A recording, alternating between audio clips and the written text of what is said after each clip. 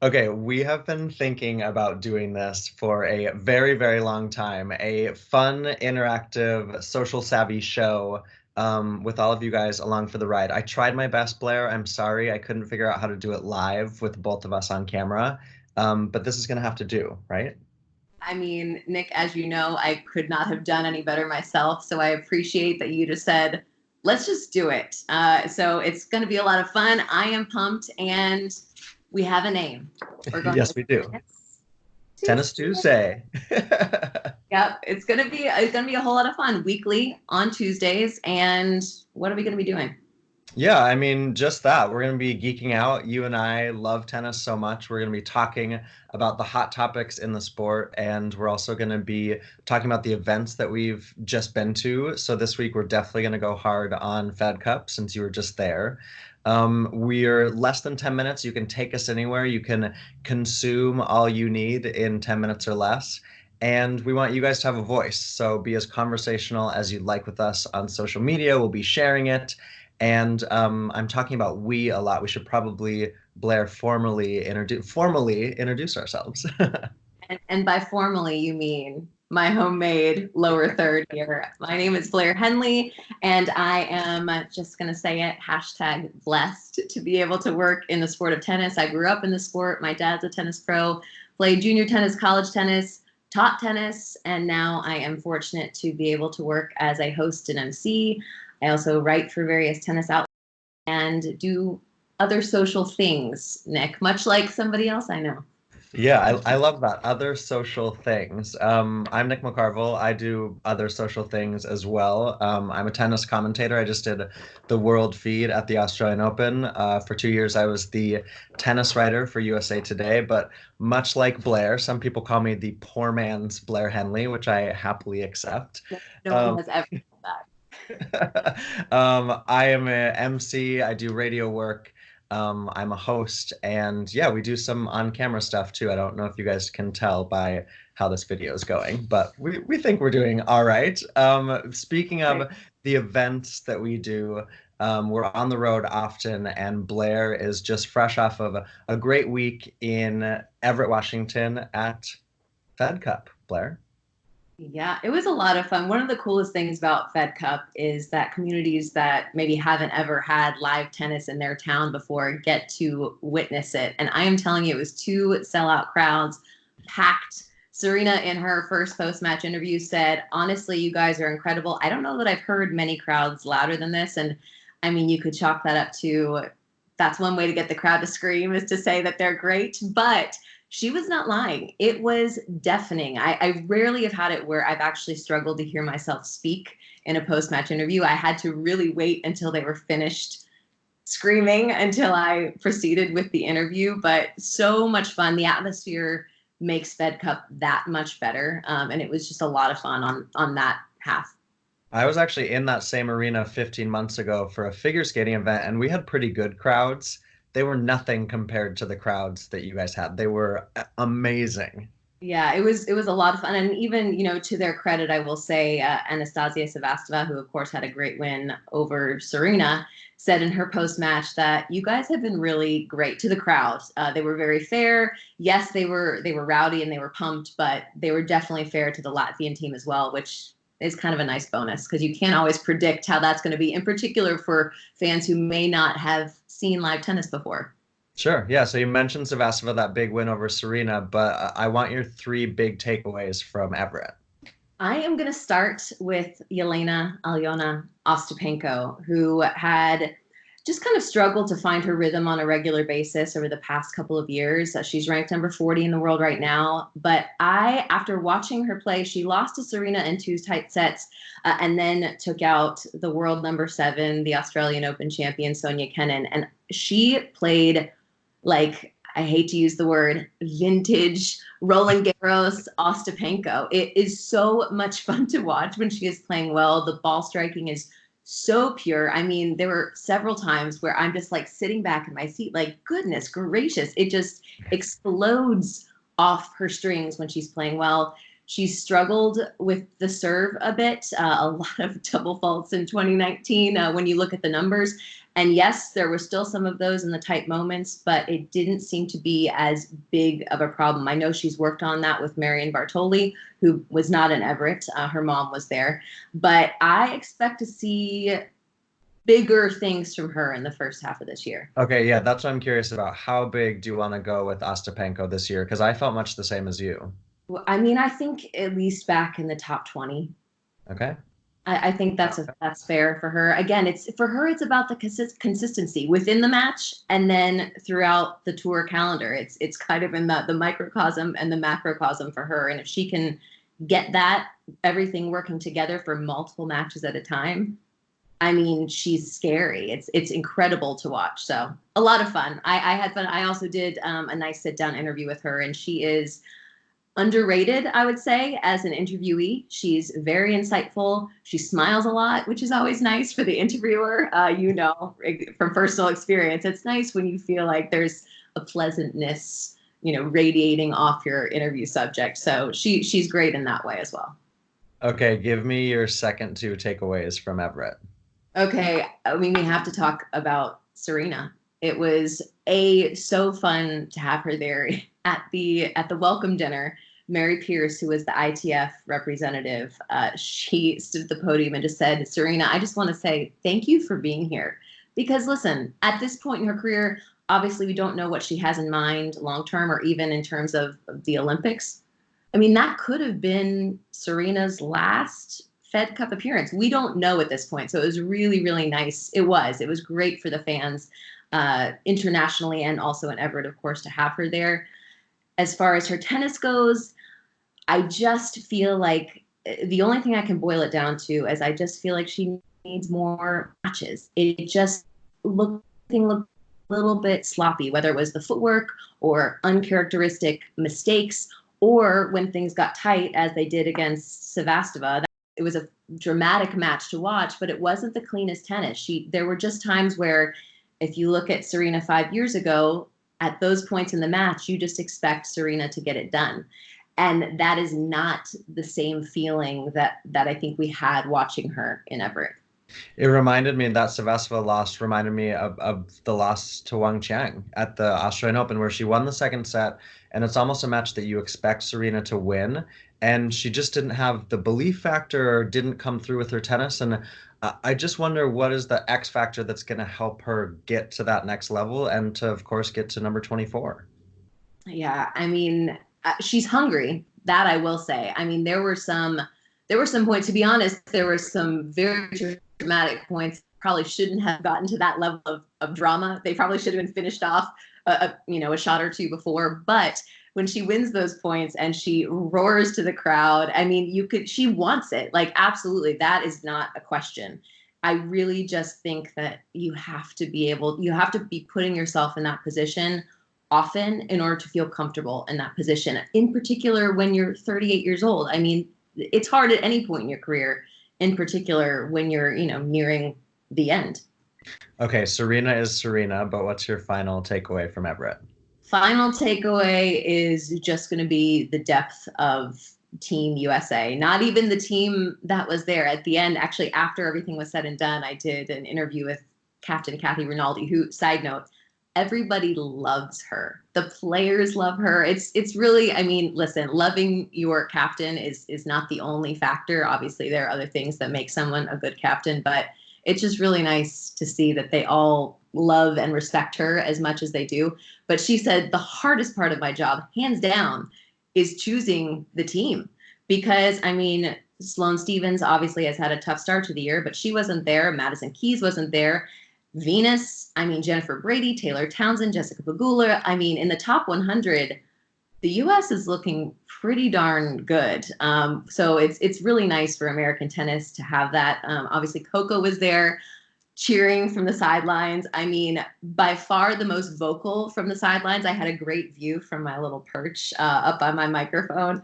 I mean, Coco had the hat, she had the pom-pom, she had the Team USA sign. So big things for her too, I'm sure. Yeah, and it's all going to be exciting to watch. June 8th, I think, is the cutoff for the Olympics for Tokyo. And you've got other players like Amanda Anisimova and Allison Risk, who are part of that conversation. Allie was there, but she didn't play this weekend. So that is going to be a hot race for Tokyo. And can you imagine the added kind of mental aspect that I mean, the best players I'm sure can block it out well. I would not be able to. I would be thinking every time I step on the court, like, a win here or a loss here could really make a difference in my chances for the U.S. Olympic team. So I'm glad I'm not in their shoes. Yeah, same. But thanks for asking me about Fed Cup. Now I can ask you about your last stop.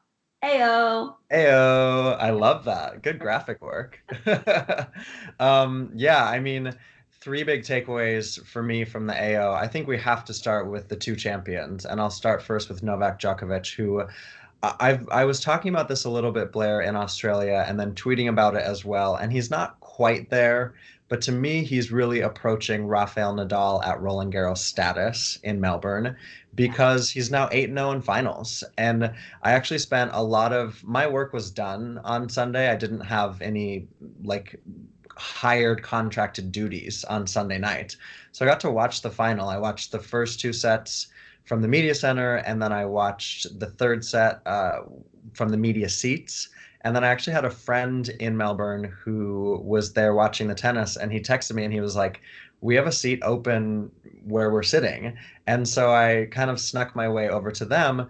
And sets 4 and 5, both of which Novak won, there was never any doubt in my mind that he was going to win that match. And I think that was partially because Dominic Thiem just wasn't playing his knockout best.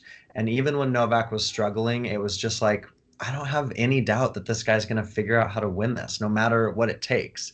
And he did. And, he gets to major number 17. He's 8-0 now in finals at the Australian Open. And I just think that the rest of the tennis world is so aware of when they get into the boxing ring with this guy. That final knockout punch is so hard to deliver. And to me, it was the perfect start for his 2020.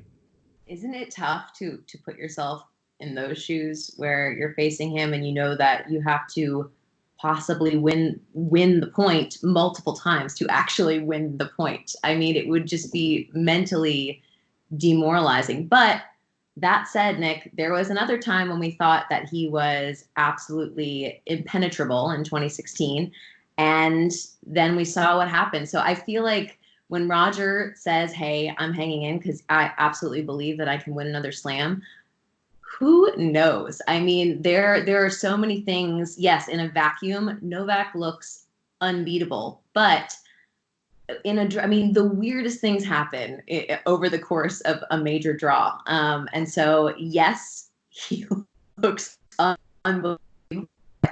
Who knows? Yeah, no, you never know. You never know how the year is going to shake out. I just think for him, it was the start that he wanted. And for my second takeaway, obviously, it was the start that Sophia Kenin wanted that no one expected, I think, including you and I Except here. and her dad. Yeah, exactly. She was. Here's what I love so much about Sonia Kenin, which I think you witnessed at Fed Cup this past weekend. She, in so many ways, reminded me in Australia of the run that Andreescu had to win the US Open, because every time she got into 4-4 in the third set, or she's down a break, or she's facing set points, as she did in both of those sets against Ash Barty, she just believed in herself. And I know it's like pretty cheesy to say that that is the X factor to win a tennis match at that level, but Ash Barty took her foot off the gas just the slightest in both that first and second sets. That's why she didn't make the final. Garbiñe Muguruza, I tweeted about this. She was being so aggressive in that first set. I think she was like 11 for 14 at the net. And then she went to the net like 7 more times the rest of the match. She just lost that will to move forward. And Kenin just dug in. And there's something about her, and whether it's the Russian roots or the way that people doubted her or whatever, but I love that that is her X factor. And to me, and the way that she plays, I think that she's got a massively bright future.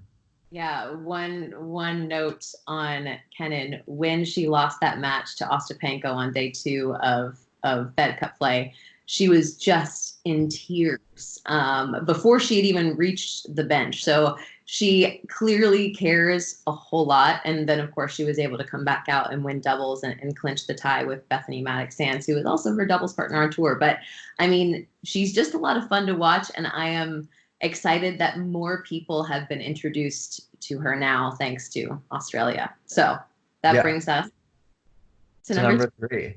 Just a quick note on Kenin and Maddox-Sands. I actually think it's really smart of Bethany to partner up with Kenin even before the Australian Open, because Bethany wants to go back to the Olympics, and now she's got a partner who is certainly going to the Olympics, almost certainly. And so you'd imagine that Bethany is going to get picked to go too. It's savvy. Well done, Beth. My third and final is, I mean, listen, the Australian Open is fantastic for all of the different storylines that it presents. But I had the opportunity the last few days to work as the ITF reporter for both wheelchairs and the junior events. And it was a lot of long days. It was a lot of interviews with athletes that aren't used to getting interviewed that much.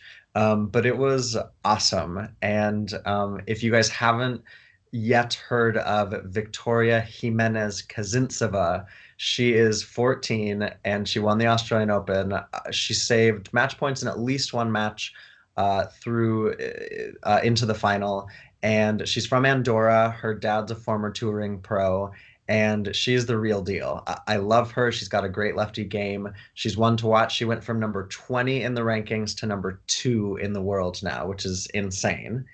Yeah, she was a lot of fun to watch. I watched a lot of that girls' final, and she seems to have a maturity similar to what we say about Coco, obviously on a much larger stage, but just even I believe she lost that first set, and she just seemed very calm, cool, and collected. Yeah, in the final, she lost the first set to Bashik and then was able to come back. So watch that name. And then in the Olympic year, when all the focus is big on Kei Nishikori and Naomi Osaka, it's almost not quite equally, but the sense I'm getting from the Japanese journalists and athletes is that the Paralympic event, is going to be massive, and especially wheelchair tennis. So Shingo Kunieda and Yui Kamiji are your champions in wheelchair, which is so fitting because it's the first time for the wheelies that they can win what's called the Golden Slam, which is all the majors and Olympic gold. Because in the past, some of the wheelchair athletes didn't have Wimbledon, and also in an Olympic year, including in the Rio year, there was no wheelies at the US Open. So it's the first time that you have all 4 majors and the Paralympics in one season. And I thought it was really fitting that Yui and Shingo won in Melbourne. So cool. Thank you for that fun fact, Nick. This No is worries. why we pay you the big bucks. Okay. So cool. I love Shingo and Yui. It's been one of the highlights of my US Open every year to host the wheelchair event, and they're great. Love them. Yeah, amazing. Okay, we have already broken a promise here on Tennis Tuesday by talking way too much, but we're not sorry. It is time now for our final segment called Aces and Faults. Your graphic is way better than mine. Well, hey, I had to do something for you, Nick, because fun fact about Nick McCarvel, his handwriting is the best you will ever see. So I knew I had to up my game on my graphics today. All right, what do you got? Fault. So really quickly, I'm gonna start with my fault. We'll finish on the positive. We're gonna go fault on the players, and listen, it's not their fault, but the players who have more than one potential first name. We had 3 of them at Fed Cup, and it was a behind the scenes thing every time. Do we call her Sophia or Sonia? Do we call her Yelena or Aliona? Do we call her Coco or Corey? And in Coco's case, she wants to be called Coco, but the WTA process for we said Corey announcing her walking out onto the court. But the fact that we had 3 of those, the similar, I don't want to call it an issue because listen, it's not their fault, but behind the scenes, we're thinking, okay, what do they want? And I would love it if, maybe the WTA could, and again, Yelena's issue is with her passport and with the Latvian government and all those things. But I would love to hear it straight from the player's mouth. What do you want us to call you? And can we get it on the WTA profile so that everyone is on the same page? That would be great, because I want to call them what they want to be called. I want them to be announced the name that they feel most comfortable with. So yeah, I love that. That was a hot topic at the Australian Open too. My ace, I'm gonna go ace first, Okay. is the Bryans are gonna play Davis Cup next month, which I was actually pretty surprised by, and that's just a sly way for me to say that I'm gonna be at Davis Cup in Honolulu, which I'm really excited about. But that was completely unexpected to me. And you're talking about Serena being in Everett for Fed Cup. Maybe that's her last. This, unless the Bryan Bros sort of pull a rabbit out of a hat and say they want to go play Davis Cup after their announced retirement at the U.S. Open, this will be their final Davis Cup, which I'm very excited for. That's really cool. That's news to me. You're breaking news on air. I did not know you were going to be at Davis Cup. That's awesome. That'll be so much fun. And to finish up, well, for me, finish up, my ace is going to be tennis parents. They're not normally in the ace column, so I figured why not take this opportunity to give them a little boost. There were several at Fed Cup. Both of Coco's parents were there. Yelena Ostapenko's mom was there, who also functions as her coach, of course. Sonia Kennan's dad was there. Ali Risk had her husband, Stephen Arbitrage, there. There were just a lot of relatives and family on the sidelines. And in terms of the parents, I just saw some really great relationships. And I'm on the outside looking in, of course. You don't know what's going on behind the scenes. But one of my lasting pictures from Fed Cup is after USA clinched it, everybody's on the court jumping around. There are streamers everywhere. There are American flags. And Sonia Kennan is off kind of in the doubles alley, just like hugging her dad. And her dad I is just like saying how proud he is of her. And she is just thrilled to have. I mean, this is the person who just won millions of dollars at the Australian Open, and she is that thrilled and celebrating with her dad to have helped clinch the tie for the U.S. and send them to the Fed Cup final. So I just thought it was nice for a change. I feel like it's very easy to criticize those relationships, and everyone that I saw kind of interact at Fed Cup was just really positive. So it's your Aw, moment for the day. there. I love that. You know what? I'm just gonna forget my fault because actually didn't have one for this week. But it does lead us into from aces and faults. We're gonna wrap up here, but we want to pose a question of the week to you guys each week. And we didn't even discuss this, but I think you're gonna like this, Blair. The question of the week is, with Kim Clijsters taking a wild card in Dubai next week, which we'll talk about on the show. How is her comeback going to go? She's been out of the game for 7 years. She's in her late 30s, and she's surprised everyone. How do you guys think that Kim Clijsters is going to go in her comeback? I mean, Thoughts? I'm excited to hear also A plus to her graphics team. This has been Kim Kleister's comeback has been like a coordinated media effort. There have been videos, behind the scenes, like the cinematic. Uh, I don't know. I just think it's fantastic. I love that she's like, she's maybe 38, but she is in with the social crowd. It's great. I love it. Her graphics department is better than our graphics department. Maybe we'll go with that for sure. She's Blair Henley. I'm Nick McCarvel. We will see you next Tuesday. We totally broke our 10-minute promise, but we don't care. We can't wait to hear from you guys. And yeah, Blair, thanks so much. See ya. Nick, bye guys. Bye.